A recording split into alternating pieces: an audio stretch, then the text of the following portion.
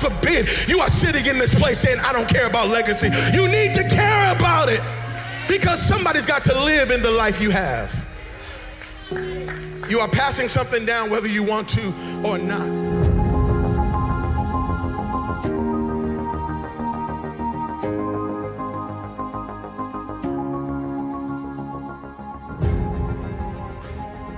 Hey, what's going on, you guys? Welcome to the Mindset Mastery Podcast. I'm your host, Sam Velasquez, and I am thrilled you are here for what is the first episode of the 2025 year. Wow, pretty amazing. I'm a little bit uncertain. I don't even know if that's the right word. I guess I'm just surprised. I cannot believe how fast it went, and here we are in 2025. And I thought, what are some topics I want to bring to the table this year? What are some things that I really want to grow in my own mindset? And while there are so many things I could have brought to the table, I wanted to stay true to this particular subject matter when it comes to mindset mastery. And before we jump into it, listen, if it is your first time tuning in today, thank you and welcome to the Mindset Mastery Podcast. As always, please like, subscribe, leave a review, because when you do, it helps me make a greater impact and reach to those around me so I can help them build mindset mastery. And it's just how it works. The truth is, it's just how it works. The system, the algorithm, if you want to call it that, the more people that like a show or a post, even in the social media world, the more reach it just has. It's how it works. And I'm cool with that. So I'm just simply asking genuinely to have you leave a review and a comment and let me know what it is you want to build when it comes to mindset mastery, because I'd love to talk about it. So anyway, what I want to talk about today is this. It's around this kind of concept that I don't think I coined. However, I say it to my kids and within my family and within the spheres of people that I'm around. And it goes something like this. It is, whether you do or you don't, you give someone permission. I'll say it one more time. Whether you do or you don't, you give someone permission.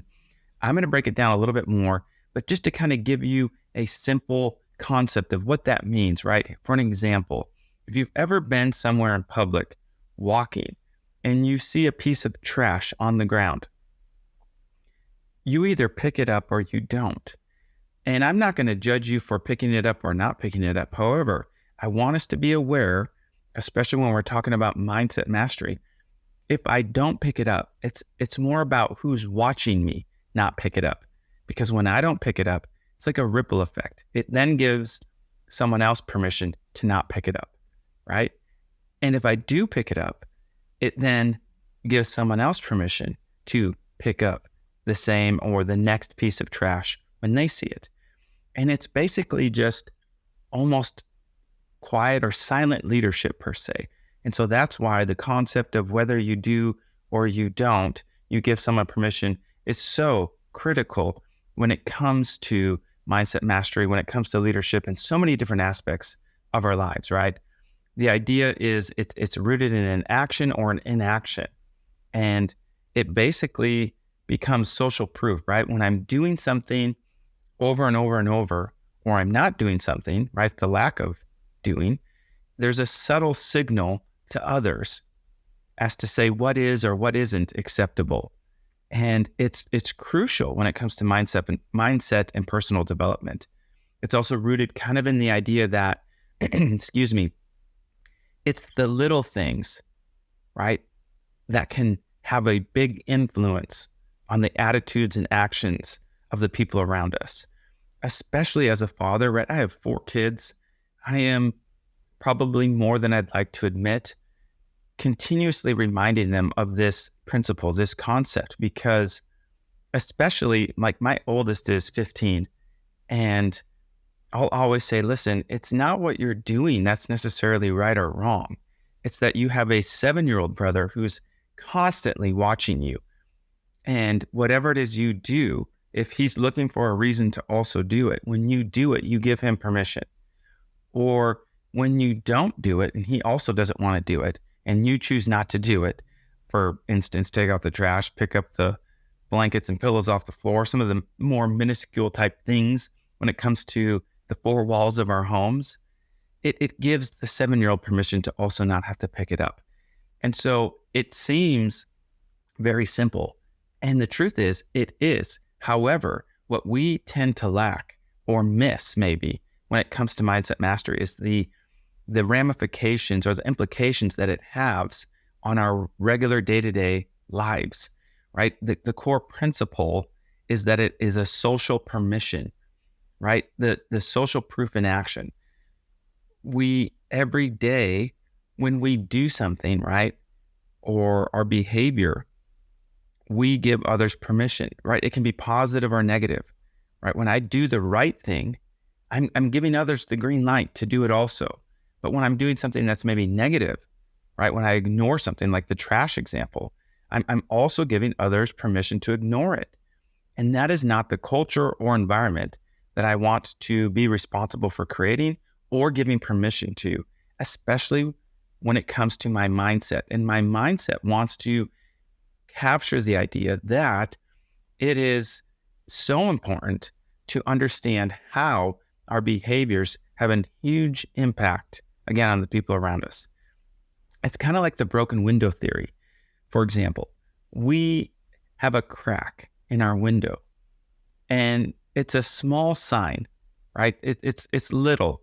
And so when I neglect it, it potentially has the ability to get bigger, right? And all of a sudden that crack goes from this little nick to, a 3-inch crack, now 4, 5, 6, and so on, to the point where eventually, because I ignored it, because I gave permission, let's just say, to the crack in the window, it continued to grow and just become more of a problem.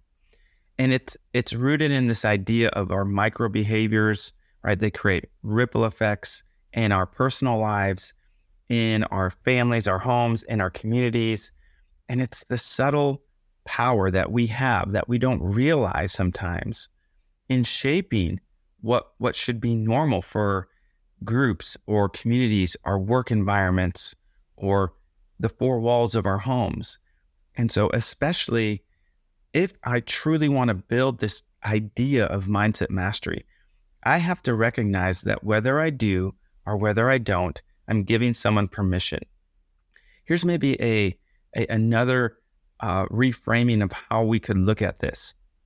When I'm in the realm of business, let's just say, and I'm in a building phase, right? It requires and almost demands consistency and little steps and action steps in a continuous moving forward for progress.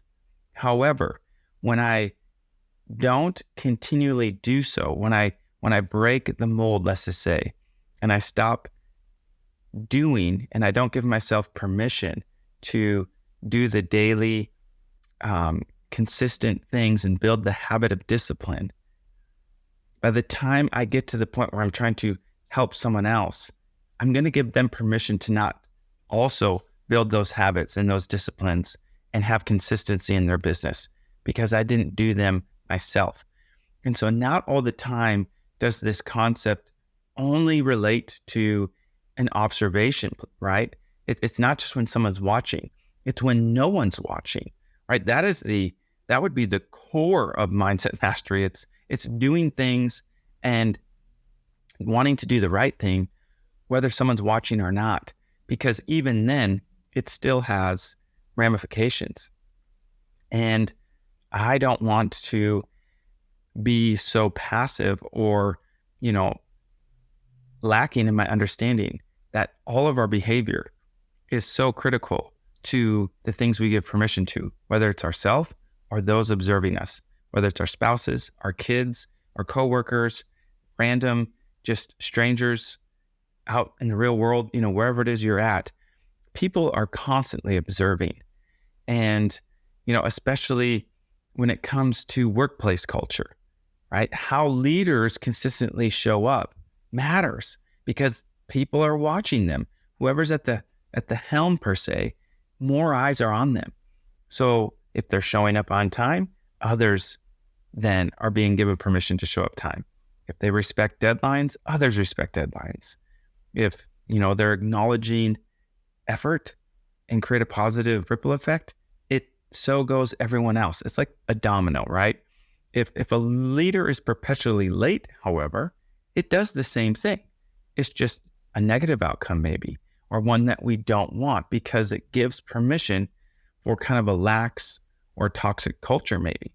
Now, I'm not saying that's the intent or the motive or the heart. However, because people are observing and because we're creatures of habit, it just is so simple. Workplace culture, maybe it's family and friend circles, right? As a parent, as a parent, this is where I draw the inspiration of whether you do or whether you don't, because I am my own most difficult challenge, right? Everything I do, my kids are watching. Simple, right? If I yell, I give my kids permission to yell. If I show kindness to my wife, in my case, I give permission to my children to show kindness to their mother. If I am patient with them, they then have permission to be patient with each other or themselves even. It's so easy, right? And the truth is, as many positive examples I could give you just as many negative ones. Not because it's the intent, it's just easy to not recognize how quickly we are giving those around us permission to then do the same thing or behavior we're modeling for them, right? In our friends groups, maybe we are not speaking up. And so if I'm not speaking up, I'm giving someone else permission to not speak up. If I'm not encouraging someone, I'm also giving permission to others to not have to encourage me or those around them. There's so many aspects, right? Think about community involvement. We live next door to a church, and I'm not saying this is as kind of like, hey, look at what we do. However, I know my kids are watching, so this kind of parallels both community and family. However, leaves fall everywhere. I don't have to clean the parking lot and the surrounding area by the church, but often if I'm out cleaning our area, I just do it for them as well, for many reasons. But I also, truly, inside, I'm wanting my kids to see me, not to say, wow, Dad's amazing, but I want them to see that, wow, this is just who we are. I want to give them permission to go beyond what their responsibility is necessarily and have an attitude of servitude to the people around them. It's so simple, yet I think we underestimate the power that it has in our daily lives. And we go so often not recognizing that we are giving people permission or to do or not to do something. And we especially like thinking about the psychological kind of underpinning of all of this. Social conformity and modeling, that is a thing. Humans are wired to mimic behavior. Think about babies, right? They just do what you do. It is an intrinsic human behavior, I believe, or wiring in us. And so whatever it is we are doing, others will also do. Here's one. This is a pet peeve for me. And when you have a shopping cart, I know some of you are going to relate to this, and you see the person, they come out and they just don't put it away. They just leave it in between the cars or just in a random place, wherever's convenient for them, and they don't put it back. It bugs the ever-living daylights out of me, to be honest. However, it is a good example of whether you do or you don't, you give someone permission. When I see that and I'm with my kids, I immediately let them know. Do not grow up to be that person. Not to say they don't have anything good about them, not to judge their entirety, but the moment, the action that they're exuding. I want them to see that because they're not doing it, now they're setting a behavior and modeling something for someone else to also do, whether it's their own children, just a random person that's also in the parking lot, whatever it may be, is incredible to me. And it's just all too easy. My last example, real world stuff here. This last Halloween, I'm out with my kids, my wife, we are trick-or-treating. And as we're going and kind of wrapping up for the night, I see a group of older kids. They end up being high schoolers, I didn't know initially. And I see a cup on the sidewalk, and it's like a fast food cup, and they're walking, and one of the kids kicks it just kicks it, goes into someone's yard, and just kind of leaves it. And so I get their attention. I say, hey, and I go over there. Everyone kind of leaves, but the one kid who kicked it stopped, surprisingly. And instead of scolding him, I just asked him, hey, instead of kicking that in someone's yard, do you mind just picking that up and throwing it away? Right? Or if you just would have left it, it would have been better, but you decided to kick it into someone's yard and leave trash. And because I saw that, I had to choose to either ignore it, let it go, or decide to do something about it. And so I made the decision because I think it's important, and I didn't want to give anyone else permission to not have to confront that. And so I confronted the young man. We had a great discussion. He ended up being a basketball player on the high school team. And so I just simply asked him, I said, how would your coach respond to you if he saw that? He said he wouldn't be happy. I said, well, I'm glad to hear you say that. And I said, listen, I don't think this speaks to who you are truly as a person. However, the person who's watching you, who doesn't know you, who's not having this conversation, is already, they're writing you off. And I said, and that's not the necessary character in which you want to walk in, is it? And he said, well, no. Anyways, long story short, my point is this, not so much about me talking to him about his character. However, I could have given him permission to just move on in life, and I didn't want to do that. And so it's powerful for us to recognize how we can take personal responsibility, right? Accountability and self-leadership. When we take personal responsibility, it sparks a mindset of leadership, even if we're not in a traditional leadership role.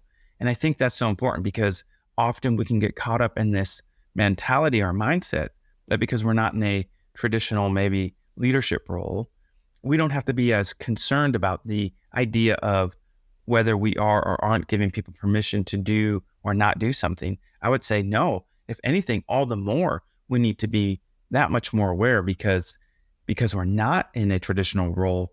There are more people watching us than we may think or know. And, we're constantly shaping and being shaped by our environment. And so I have to be watching what I'm watching and seeing to making sure it doesn't give me permission to not do something. Because listen, we're human. We're sometimes looking for the easy way out. We're looking for the quick, fast, and easy. And I give me as much as I can get without having to do, right? And how noticing that, right? People are watching can shift our own behavior towards being more mindful. So, again, 2025, there's so much happening in our society, in our day-to-day lives. And the goal here is to just get us to really start thinking about how much influence we have in our own lives for ourselves, in our own lives for the people around us, in all of the environments we're in, whether that is our four walls, our workplace, our churches, our communities, our sports teams, wherever it is you are involved. We need to be more mindful of how much we are giving people permission to do or to not do what it is we should be doing, right? And however small it may seem, every decision, right? Everyday decisions can give others permission to either do good or ignore opportunities to improve their surroundings. And we live in a culture right now that I believe has become so unbelievably accustomed to ignoring opportunities to improve their surroundings for whatever reason. And I think it's time we start to take ownership in our day-to-day lives, right? And I invite you to commit to a small act of responsibility this week. Pick up trash, volunteer, or speak kindly where it's needed, right? And I would insert maybe another word, speak necessarily where it's needed. And understand that being kind is not the absence of conflict. It is actually taking courage to speak into something so that it no longer is being given permission to act in such a way that is not mindful of its surroundings. And the last thing I would leave you with is this, is that your mindset and actions are powerful. By taking the lead, okay, you model a standard of excellence and you inspire others to follow suit. So remember, whether you do or whether you don't, you're always giving someone permission. Hey, as always, you guys, I would love to connect. Sign up for that free email I send out every week to help you build mindset mastery, because remember, as a man thinketh in his heart, so is he. That verse goes so well with today's podcast. And if you would personally like to connect, if you are saying, you know what, I'm ready to build mindset mastery, I want to go from where I'm at to where I truly desire to be, reach out for a free 30-minute phone call. I would love to just walk you through that and see how we can get you from where you're at. Maybe it's stuck and just needing that boost of encouragement to get you going. I would love to do that. But you guys, I appreciate you tuning in today. As always, Coach Velasquez with the Mindset Mastery Podcast. We will see you on the other side. Peace. God forbid you are sitting in this place saying, I don't care about legacy. You need to care about it, because somebody's got to live in the life you have. You are passing something down whether you want to or not.